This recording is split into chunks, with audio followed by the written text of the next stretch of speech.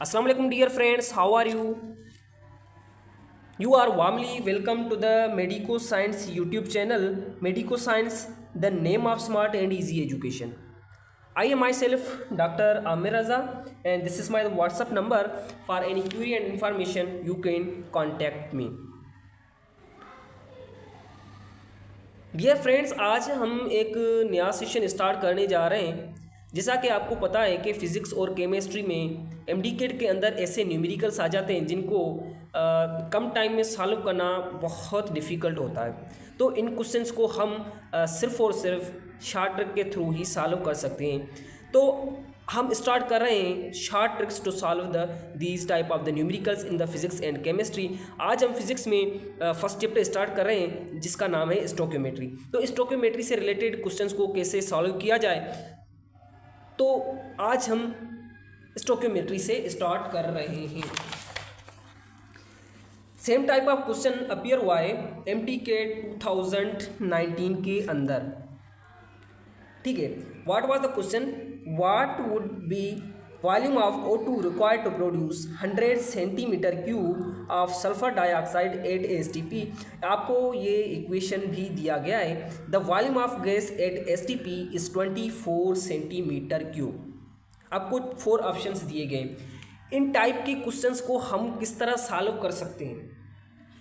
इनको सॉल्व करना सिंपल, जो हम कॉमन मेथड यूज़ करते हैं, इनसे सॉल्व करना बहुत डिफ़िकल्ट होता है। और जब हम इनको कॉमन मेथड से सॉल्व करते हैं तो हमारा बहुत टाइम जो है वो कंज्यूम हो जाता है। तो इन क्वेश्चंस को हम किस तरह से सॉल्व कर सकते हैं? इनके लिए बहुत सारी शॉर्ट ट्रिक्स होती हैं। तो इस टाइप के क्वेश्चन जो इसको हम कहते हैं स्टोकियोमेट्रिक कैलकुलेशंस। तो इस स्टोकियोमेट्रिक कैलकुलेशन की जो क्वेश्चंस हैं इनको हम किस तरह सॉल्व कर सकते हैं, इसके लिए शॉर्ट ट्रिक है। क्या शॉर्ट ट्रिक है? यहाँ पे आपको देखना है कि ये जो गिवन इक्वेशन है, ये given equation must be balanced. एक बात तो ये कि ये बैलेंस्ड होनी चाहिए। क्या होनी चाहिए? बैलेंस्ड होनी चाहिए।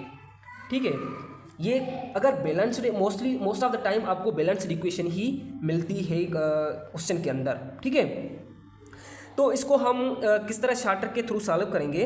तो हम लिखेंगे मोल बाय कोफिशिएंट।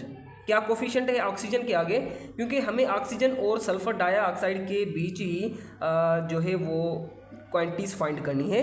तो मोल बाय कोफिशिएंट, कोफिशिएंट यहाँ पे ऑक्सीजन के आगे 3, ये इक्वल होगा mole by coefficient of the sulphur dioxide. ठीक है, तो मोल किसके बराबर होता है? सिंपली मोल बराबर होता है in the case of gas, mole is equal to given volume by molar volume at STP. Molar volume at STP जो कि आपको दिया गया है 24 सेंटीमीटर क्यूब। तो मोल हम किस तरह लिख सकते हैं? मोल गिवन वॉल्यूम अपान में मोलर वॉल्यूम। तो आपसे क्या पूछ रहा है? Volume of O2 required to produce 100 centimetre cube of sulphur dioxide. तो सल्फर डाइऑक्साइड के हम पहले मोल लिखेंगे। वॉल्यूम आपको दिया गया है, गिवन वॉल्यूम कितना है? 100 डिवाइडेड बाय 2 तो ये कोफिशिएंट है, मोल पहले हम मोल लिख रहे हैं, तो डिवाइडेड बाय 24, उसको हम डिवाइड करेंगे 2 के साथ। ठीक है, ये जो है 2 है। ये वैसे ही ये जो मोल है, हमने मोल को इस तरह लिखा है, given mole is equal given volume upon में मोलर वॉल्यूम। तो इसको डिवाइड करेंगे 2 के साथ, सेम ही है। उसके बाद मोल है फॉर द ऑक्सीजन। तो ऑक्सीजन हमें फाइंड करना है, गिवन वॉल्यूम ऑक्सीजन का फाइंड करना है। उसके बाद मोलर वॉल्यूम यहाँ पे दिया गया है एट एसटीपी पे, वो है 24। इसको हम डिवाइड करेंगे 3 के साथ। तो फर्दर इसको हम करेंगे इक्वल गिवन वॉल्यूम जो कि हमें फाइंड करना है बाय 24। यहाँ पे डिवीजन है, इसको मल्टीप्लिकेशन में कन्वर्ट करेंगे तो ये होगा 1/3 और ये होगा इस तरह 24 इंटू 1/2।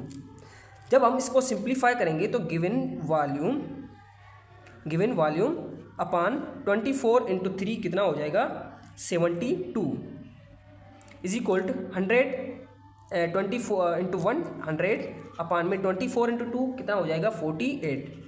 तो हमारा गिवन वॉल्यूम कितना आ जाएगा? Given volume is equal to 100/48 into 72, ठीक है। तो हमारा गिवन वॉल्यूम कितना हो जाएगा? गिवन वॉल्यूम हो जाएगा, जब हम इसको फर्दर सिंप्लीफाई करेंगे तो गिवन वॉल्यूम हो जाएगा 150 centimetre cube. There is option for the 150 centimetre cube, yes there is a 150 centimetre, B option is the correct. तो इस तरह के टाइप के क्वेश्चन को हम इस तरह सॉल्व कर सकते हैं। इसके लिए एक जनरल इक्वेशन भी होता है, वो किस तरह होता है? जैसे आपको एक जनरल इक्वेशन है N1A is equal to N1A plus N2B is equal to ये इक्वेशन है N2C plus N3C plus N4D।